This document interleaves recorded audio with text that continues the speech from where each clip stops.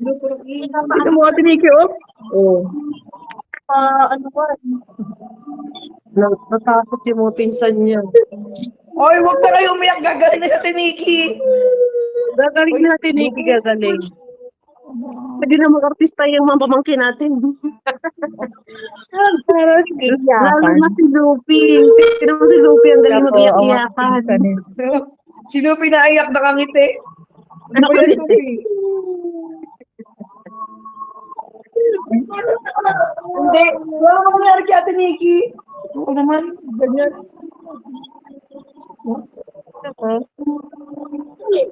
Choco niya yan! Oo talaga. Emil! Huwag ka na umiyak-iyakan ka! Ay, Iyakin coach, ka. iyak. Atin ko, na po kami. Magkawa na nga Ate Nikki na. Anak, huwag ka muna magganyan. Ang kulit talaga nito ni Lupi.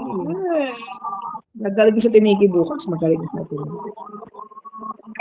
Tapa daw kami ng kay Tatay Teng. Kay Tatay Peng, hilain niya Tatay Peng yan. Oo, hilain Tatay Teng talaga. Sa Samintuan ba yan? Ate Nikki, huwag ka na umiyak, Emil. Kuya Alonzo, Kahit gagaling hindi na sa na naiyak Ate si Nikki. ate, Kasi oh. nasa ospital na. Kaya gagaling na yan. Hospital na yun, oh. Ay, investigate pa. Nakarating lang nila. Hindi na kuha yung plaka ng sasakyan. Punta ko mo. Kaya nga.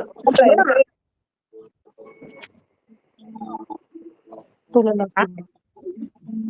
Ano na? Tulo lang sila. Kaya nga, na ano na yung ugat. Ngin? Grabe, nangingitim na yan. Kaya nga. Maitim ka na nga, nangingitim pa. Nasaan yung doktor? Ayun, inaano mo na siya ng nurse. Na ano? Ay, check up. Mas hospital X-ray na na daw, sila. X-ray. Paano sila? Papa-x-ray siya.